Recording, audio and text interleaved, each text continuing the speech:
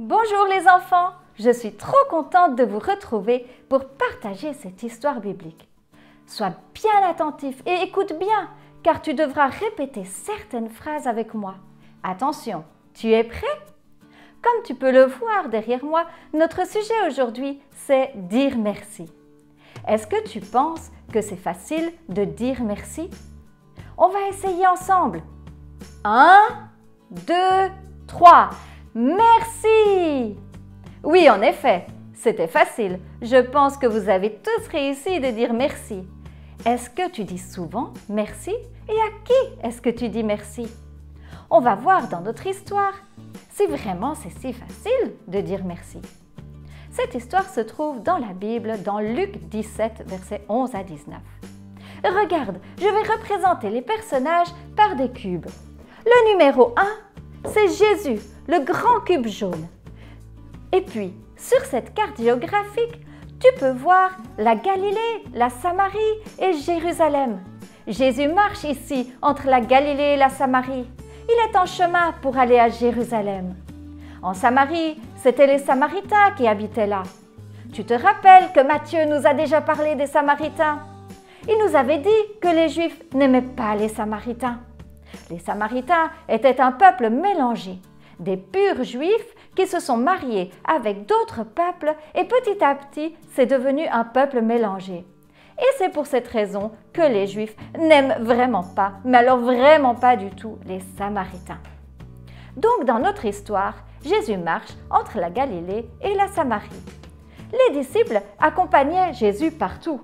Tu peux voir ici les disciples, ce sont les cubes verts. 6 plus 6. En effet, ça fait bien 12. Les 12 disciples.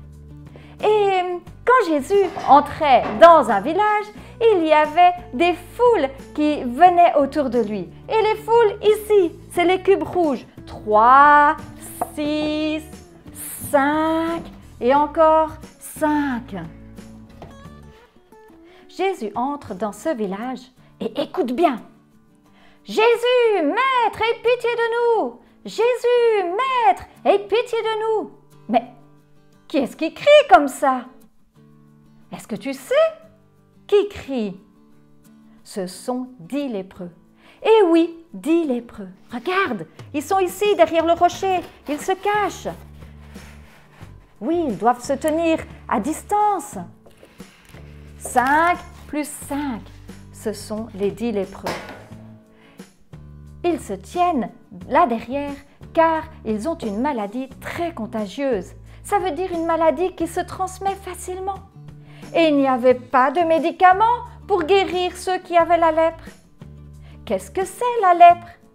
Est-ce que tu as déjà entendu parler de cette maladie? C'est une maladie qui se voit sur la peau. Mais en même temps, c'est une infection à l'intérieur du corps. On voit des taches blanches, roses apparaître sur le corps. Tu vas mettre tes mains sur les parties du corps que je vais citer maintenant. Ces taches apparaissent sur le front, sur le nez, sur les oreilles, sur les joues, sur le menton, et même des bouts de sourcils disparaissent. Il commence à y avoir des enflures sur le visage et sur le corps, ça gonfle. Les mains et les pieds se déforment. Le lépreux commence même à ne plus rien sentir. Il ne sent plus la douleur, il ne sent plus le chaud, le froid et ça devient dangereux. Cette maladie peut faire même mourir. Pour le lépreux, il y a aussi des conséquences dans sa vie sociale. Dans la Bible, on peut lire qu'il y a des lois très strictes concernant les lépreux. D'un jour à l'autre, un lépreux n'avait plus le droit de toucher quelqu'un. Tu imagines? Il n'a plus le droit de faire des bisous à ses enfants ou de les prendre dans ses bras.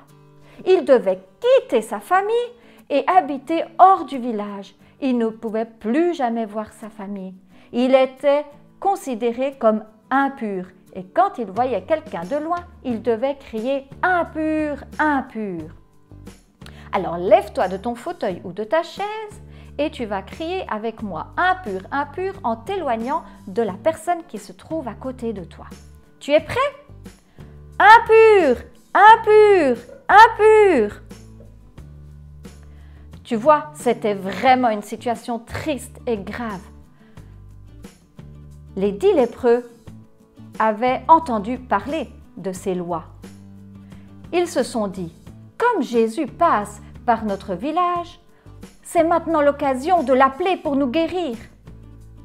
Et qu'est-ce que Jésus va faire? Est-ce que tu penses que Jésus va les guérir? Eh bien, pas tout de suite. Il ne prend même pas le temps de parler avec eux. Il leur dit simplement « Allez voir le sacrificateur ». Vous le dites avec moi? Allez voir le sacrificateur. Le sacrificateur agissait comme un inspecteur médical.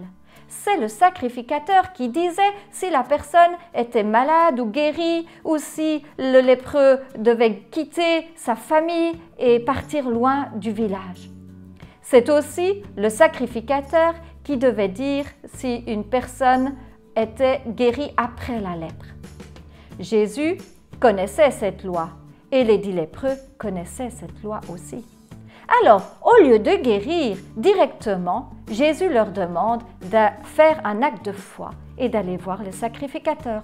Les 10 lépreux ne rouspètent pas et n'insistent pas. Ils partent et ils vont voir sur le chemin pour aller voir le sacrificateur. Et c'est pendant qu'ils étaient en marche que Jésus les guérit. Ils ont été guéris pendant qu'ils marchaient. Et pendant qu'ils marchaient, dis-le avec moi. Pendant qu'ils marchaient, ils furent guéris. Ils se réjouissent, ils sautent de joie et ils sont guéris. Ils sont heureux. Imagine que toi, tu es malade dans ton lit pendant très longtemps et que tout à coup, tu guéris. Le Seigneur te guérit. Alors tu as envie d'aller voir tes amis et de leur dire. Eh bien, j'imagine aussi que nos 10 lépreux sont trop contents de voir qu'ils sont guéris. Mais je crois qu'ils ont oublié quelque chose, le plus important, se rappeler qui les a guéris. Mais oui, il faut aussi aller dire merci. Pourtant, il semble qu'ils oublient cela. Mais attends, regarde bien, il y en a un qui revient vers Jésus. Il vient lui raconter tout ce qui s'est passé et il vient lui dire merci. Est-ce qu'il le fait en chuchotant « Merci Jésus ». Mais non, il le fait à haute voix. « Merci Jésus ». Il se prosterne devant Jésus, aux pieds de Jésus. Et tu sais qui est celui qui est revenu vers Jésus pour dire merci? C'est un Samaritain. Jésus savait que les 10 lépreux étaient tous guéris, puisque c'est lui qui les a guéris. Mais Jésus aime que l'on vienne vers lui pour lui raconter tout et lui dire merci. Jésus est triste que seulement un seul soit revenu dire merci. Maintenant, écoute bien, Jésus parle. Les 10 n'ont-ils pas été guéris? Et les 9 autres, où sont-ils? Ne s'est-il trouvé que 7 étrangers pour revenir et rendre grâce à Dieu? Et les 9 autres, où sont-ils? Ils sont trop concentrés sur leur guérison, sur eux-mêmes, et oublient de dire merci. Nous aussi, est-ce qu'on n'est pas trop souvent concentrés sur nous-mêmes? On oublie de dire merci. Pendant que Jésus pose des questions, cet homme, ce Samaritain, est à genoux devant Jésus, devant le Maître. Et Jésus, en plus de le guérir, va lui dire « Lève-toi, va, ta foi t'a sauvé ». Il va lui donner le salut. Dieu est un Dieu d'amour. Il est merveilleux avec nous. Alors, qu'est-ce que tu penses maintenant? Est-ce que c'est facile de dire merci? À qui est-ce que tu peux dire merci? Tu peux dire merci à Dieu. Tu peux lui rendre gloire et grâce, lui dire merci pour qui il est, parce qu'il est notre roi, notre berger, notre sauveur. N'oublie pas de lui dire merci. Tu peux lui dire merci parce qu'il veille sur toi, parce qu'il est toujours là avec toi. Tu peux lui dire merci parce qu'il connaît ton avenir. Et puis tu peux dire merci à tes parents. Tu peux dire merci parce qu'ils t'ont préparé à manger, parce qu'ils font la lessive pour toi. Tu peux aussi dire merci à tes amis, parce que c'est tes amis, ou parce que ton ami a partagé la collation avec toi peut-être. Tu peux lui dire merci. N'oublie pas de dire merci. N'oublie pas de remercier Dieu pour tout ce qu'il fait pour toi et pour qui il est. Alors on va prier maintenant et tu peux dire merci à Dieu pour les choses auxquelles tu penses. Merci Dieu parce que tu es grand, parce que tu es puissant, parce que tu es là avec nous. Amen. Maintenant, je veux encore te proposer un concours. Tu fais un dessin avec le mot merci ou un bricolage. Ensuite, tu demandes à maman ou papa de faire une photo et de me l'envoyer par WhatsApp. Et je récompenserai le meilleur de chaque âge. Le concours, c'est pour les 4 à 13 ans. Tu m'envoies bien ton nom, ton prénom, ton adresse postale complète et ton âge. Et je te dis au revoir, à bientôt. Bonjour tout le monde. Pour Pâques, Kidsionette a décidé de vous préparer pour chacun des enfants un petit livret qui s'appelle Rendez-vous avec Jésus. On a préparé aussi des œufs en chocolat que vous pourrez récupérer selon 3 options. La première, chez Marie ou à l'église, c'est Marie qui vous accueillera le 27 mars entre 14 h et 16 h. La deuxième option, c'est toujours ici à l'église, le 1er avril, et c'est pas une blague, entre 16 h et 17 h. Ou alors, si vous habitez le Saint-Pierre, vous pouvez venir chercher le petit livret d'activité chez Inia. Et ça, je pense qu'il faut voir avec elle quand elle est disponible. C'est super important que vous l'ayez assez rapidement parce qu'il retrace la semaine de Pâques, la semaine avant Pâques. Et donc, ça permettra à vos enfants d'avoir des livrets, des histoires, mais aussi, je le montre, des petits jeux. Donc, je compte sur vous, chers parents, pour venir récupérer votre livret. Vous pouvez nous contacter tous les 3, soit Inia, soit Marie, soit moi. Je vous souhaite à tous un bon dimanche et une bonne semaine.